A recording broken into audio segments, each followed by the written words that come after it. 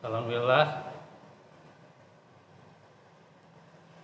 hamdan katsiran thayyiban mubarakan fih, kama yuhibbu rabbuna wa yarda.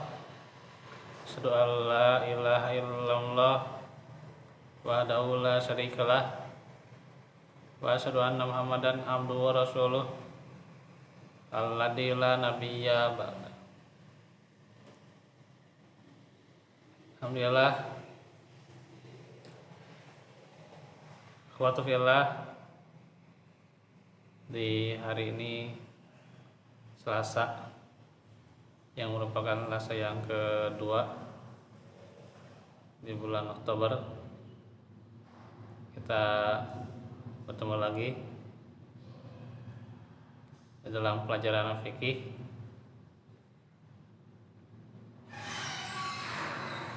yang sudah kita selesaikan mengenai mandi wajib. Maka setelah jenis taharah yang pertama, yaitu dengan air ya,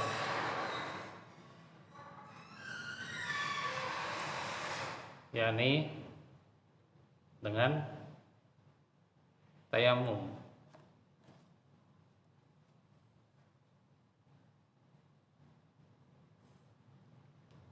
Demikian di dalam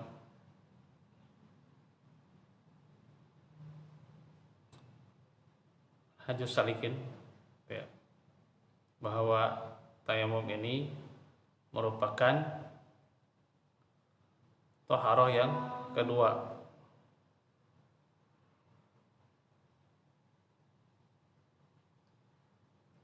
Nah, tentunya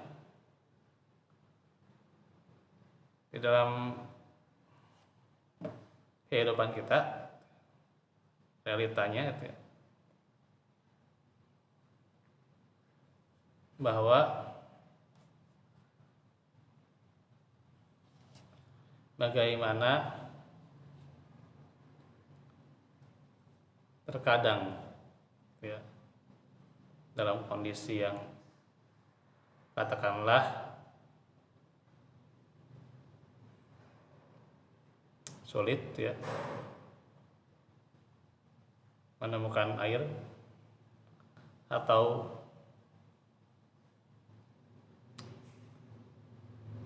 pula air itu hanyalah berapa meter ya, itu letaknya, misalnya di seberang ya, seberang aja kita cuma nyebrang untuk mendapatkan air misalnya. Tapi ada juga yang tayamum gitu ya gitu.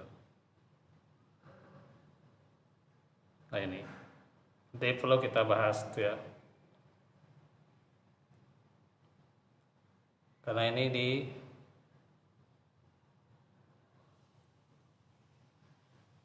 jadi permasalahan di kita itu ya.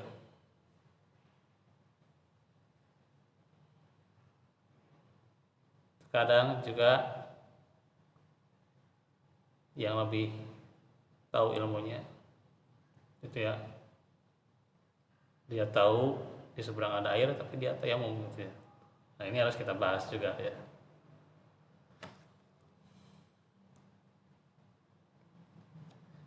Jadi apa itu tayamum? Tayamum itu dikatakan secara bahasa atau lugoh adalah artinya kesengajaan atau maksud ya. Itu secara bahasa. Secara istilah atau syar'inya, tayamum adalah mendatangkan debu yang suci sampai ke wajah dan kedua tangan sebagai pengganti wudhu atau mandi wajib, yang disertai dengan ketentuan khusus. atau juga bisa diartikan dengan menyengaja tanah untuk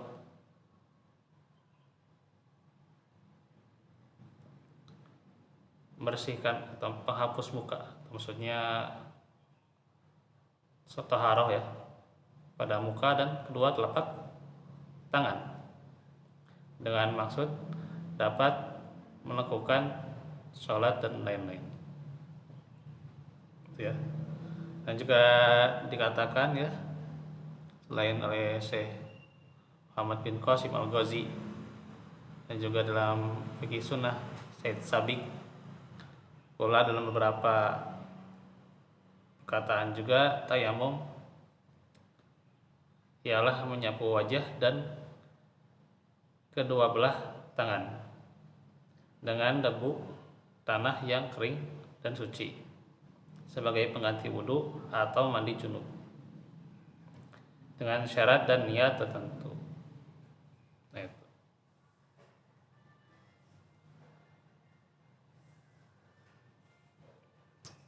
Ia merupakan nikmat yang hanya diberikan Allah kepada umat Muhammad sallallahu alaihi wasallam. Dalam hadis riwayat Bukhari dan Muslim, Rasulullah bersabda, ini agak panjang ya.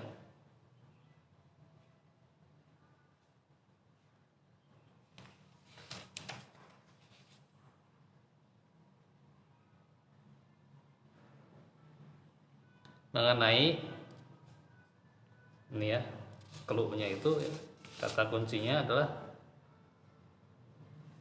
5 hal yang tidak pernah diberikan orang lain sebelum aku. Nah, itu. Tiat khamsan lam yuk tahunna ahadun qabli ya. Tiat khamsan lam yuk tahunna ahadun qabli. Nah, itu diantaranya ya, itu Arabnya ya, hadisnya itu isinya demikian. Nah, diantaranya itu waju'ilat li al-ardu masjidan wa tahuran ya, bumi dijadikan untukku sebagai tempat sujud ya,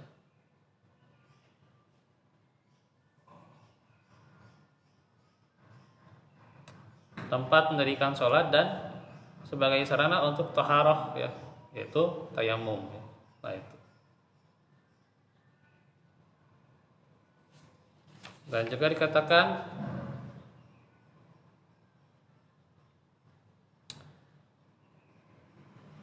fa ayyuma rajulin min ummati adrakat hus salatu falyusall, sehingga siapapun di antara umatku bisa mendirikan sholat dimanapun dia berada ketika tiba waktu sholat. Nah, itu. Jadi sebagai salah satu nikmat ya yang Allah berikan itu ya,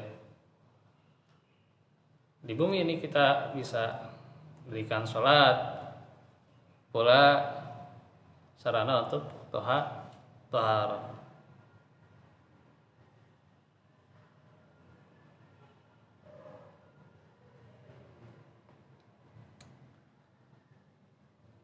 Nah, itu. Kapan disyariatkannya tayamum? Yakni pada tahun ke-6 Hijriah, pada peperangan Bani Stalik. Ketika itu Aisyah radhiyallahu anha kehilangan kalungnya. Lalu Rasulullah mengutus orang mencarinya. Kemudian waktu sholat datang, tapi air nggak ada. Maka turunlah ayat tentang tayamum.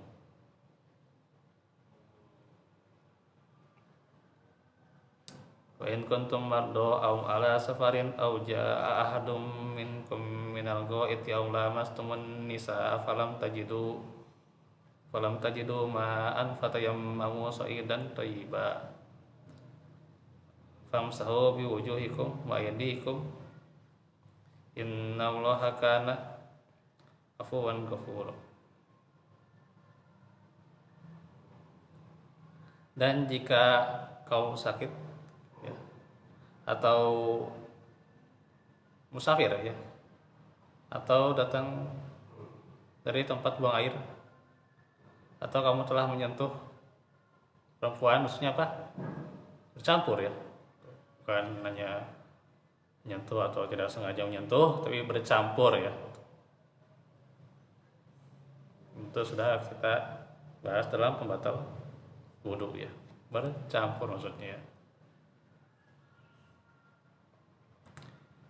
Kemudian kamu tidak mendapat air, maka bertayamumlah kamu dengan tanah yang baik ya, atau suci.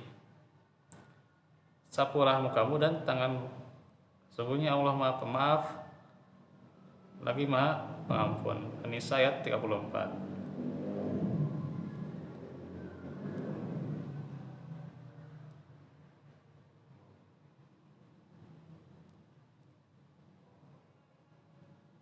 Rasulullah SAW sabda,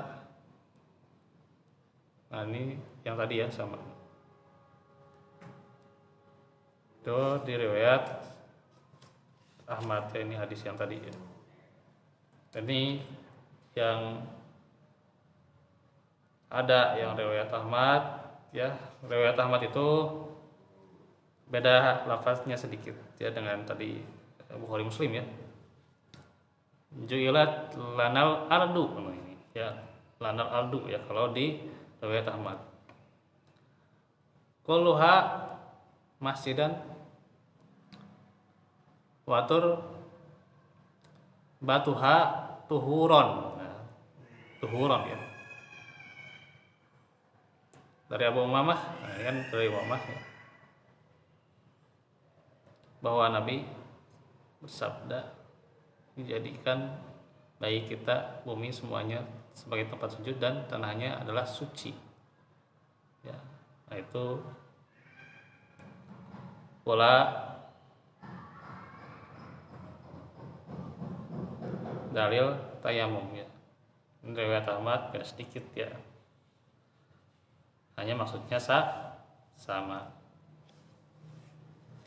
Nah itu tentang pengertian dan dalil dari tayamum itu sendiri.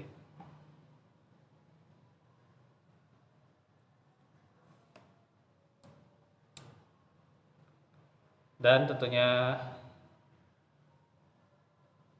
dinul Islam yang hak gitu ya, pola yang memudahkan ini kita sudah diajarkan mengenai tayamum ya.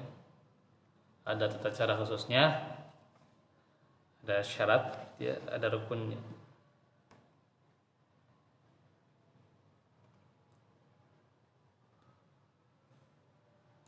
Maka tidak bisa kita asal-asalan gitu. Nah, itu. Ya kalau tanpa syarat ini ya, tidak dibenarkan tayamum ya.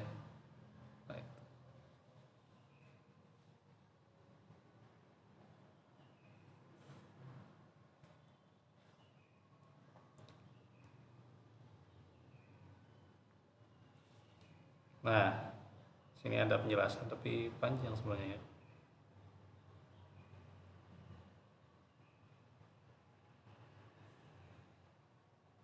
Bagaimana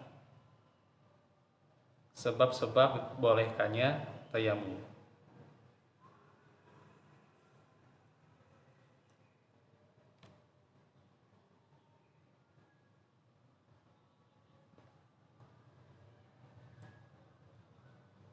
Nah,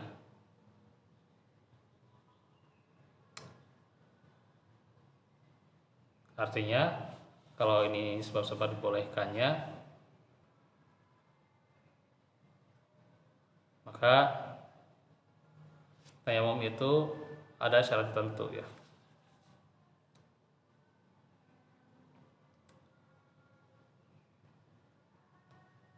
Dikatakan pula bahwa tayamum itu dibolehkan apabila tiada ketersediaan air, nggak ada air itu ya.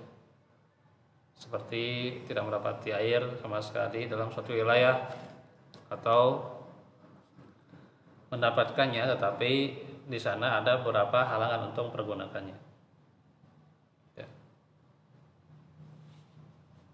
Hal ini disebut tiada air secara hukum ya.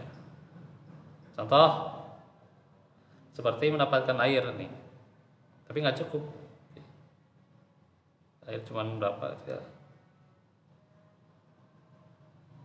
itu, tapi nggak cukup ya.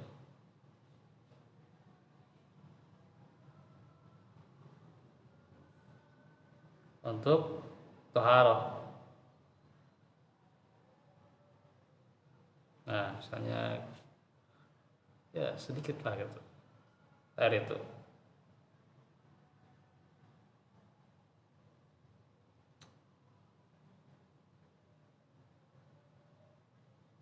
hanya kebutuhannya itu untuk keperluan yang lebih urgen ya, untuk minum ya. Atau misalnya ketika terluka dan jika menggunakan air luka itu akan bertambah parah. Nah misalnya ketika menggunakan air ya, luka itu bertambah ya, karena air itu.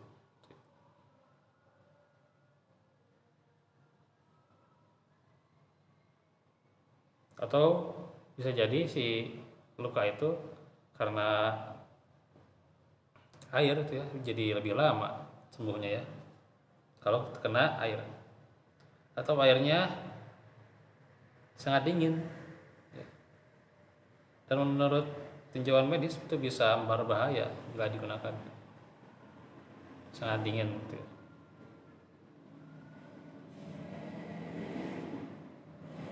Ya paling 10 derajat ke bawah lah gitu, sangat dingin gitu ya. Diperkirakan ya 10 derajat ke bawah. Nah, itu. Sementara tidak bisa dihangatkan ya, meskipun dengan mengupah orang atau air itu sebenarnya ada di dekat kita tetapi tidak mampu mengeluarkannya sebab tidak memiliki alat ya, seperti misalnya seperti tali, ember atau lainnya. Dulu kan harus pakai sumur itu ya. Sekarang masih ada pakai sumur? Ada. Ada, tapi ya sekarang mah ada ini ya. Dengan kecanggihan alat-alat ya gitu. Dengan sumur bor atau apa, sanyo ya, dapatkan air itu ya. Atau pakai alat yang lain ya.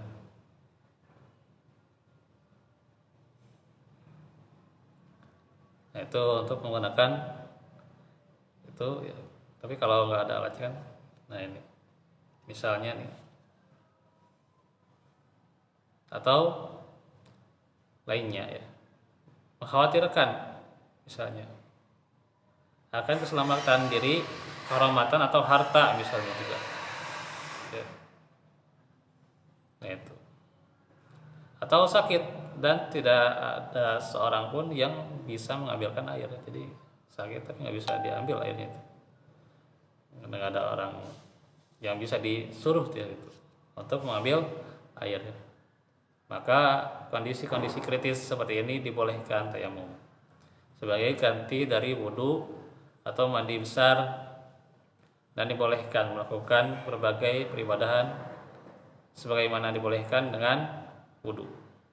Antaranya apa? Sholat.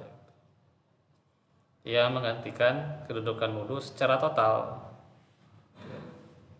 Sebab Rasulullah sabda dalam hadisnya, debu tanah yang suci merupakan sarana bersuci bagi seorang muslim meskipun ia tidak menemukan air selama 10 tahun ya. dikatakan 10 tahun.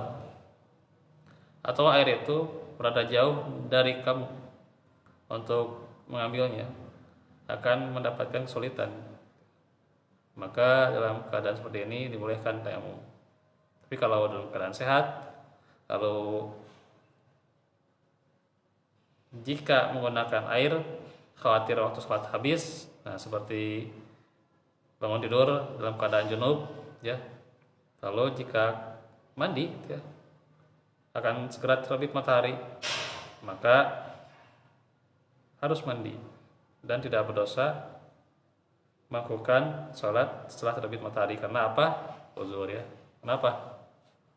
Ya telat, ya, bangun kesiangan, ya, bangun kesiangan. Nah itu, karena itu uzurnya bangun kesiangan.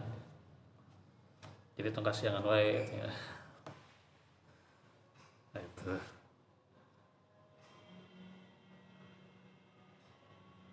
Ada juga nih syarat. Ini kan syarat secara contoh, ya. Ada pula secara rincian. Nah, ini nanti harus dibahas juga di waktu yang lain, ya. Syarat secara rinciannya ini. Yang pertama ada uzur sehingga tidak dapat menggunakan air. Di antaranya terjadi pada musafir, sakit atau hajat tertentu. Nanti dibahas nih, ya.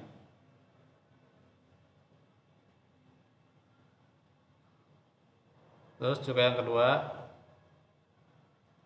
masuk waktu sholat, ya, tayamum untuk sholat baik yang berwaktu fardu maupun sunnah, dikatakan hanya dibenarkan setelah masuk waktunya.